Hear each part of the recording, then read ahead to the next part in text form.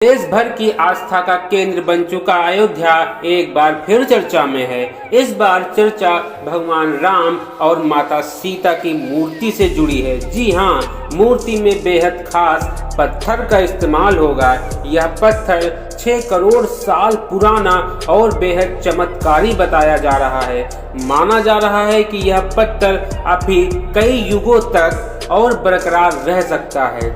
धार्मिक मान्यताओं के मुताबिक इस पत्थर में स्वयं भगवान विष्णु बसते हैं। इसका वर्णन रामचरितमानस में भी है। राम जन्मभूमि मंदिर के प्रधान पुजारी सत्येंद्र दास कहते हैं कि भगवान विष्णु ने ही त्रेता युग में भगवान राम का मानव रूप लेकर लीला की थी। ऐसे में शालिग्राम से भगवान राम की मूर्ति बनाए जाने का महत्व लोगों को समझ में आ रहा है। अयोध्या में राम मंदिर गर्भगृह में भगवान राम और माता सीता की मूर्ति स्थापित की जाएगी। इसे शालिग्राम पत्थर से ही बनाया जाएगा।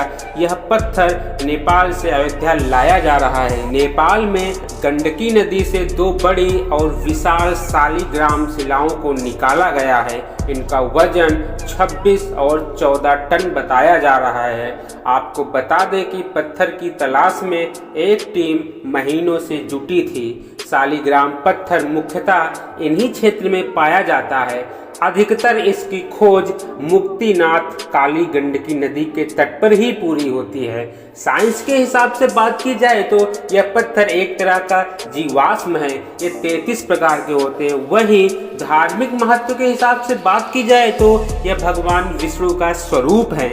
बात करते हैं शालिग्राम की। यह पत्थर क्यों पूजनीय है? शालिग्राम पत्थर से लोगों की धार्मिक आस्था जुड़ी हुई है।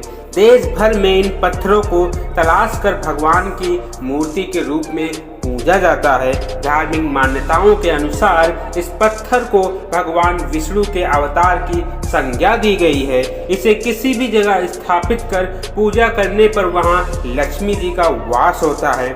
इन्हीं मान्यताओं को ध्यान में रखते हुए अयोध्या में शालिग्राम शिलाओं से भगवान राम की मूर्ति तैयार करने का फैसला लिया गया है। अब बात करते हैं क्या है शालिग्राम की कहानी, क्यों कहते हैं इनको विष्णु का अवतार। धार्मिक ग्रंथों की पौराणिक कहानियों में माता तुलसी और भगवान शालिग्राम का जिक्र है। कथा के अनुसार जलंधर नामक दैत्य ने माता पार्वती को अपनी पत्नी बनाने के लिए कैलाश पर्वत पर हमला कर दिया था। वहीं जलंधर को देवताओं से बचाने के लिए उसकी पत्नी वृंदा ने तपस्या शुरू कर दी। इससे देवता घबरा गए। ऐसे में भगवान विष्णु ने जलंधर का रूप धारण किया और वृंदा के सामने पहुंच गए। इसके बाद वृंदा ने तपस्या छोड़ दी। इसी के बाद दैत्य जलंधर मारा गया। जब ये बात वृंदा को पता चली तो उसने भगवान विष्णु को पत्थर बनने का श्राप दे दिया। देवलोक के देवता इस पर वृंदा के पास पहुंचे और उन्हें श्राप मुक्त करने के लिए आग्रह किया। उसने भगवान विष्णु को श्राप मुक्त तो कर दिया, लेकिन वह खुद अग्नि में समाहित हो गई। कहते हैं कि उनकी भस्म से माता तुलसी का जन्म हुआ। आगे चलकर माता तुलसी का विवाह विष्णु भगवान के अवतार शालिग्राम से हुआ।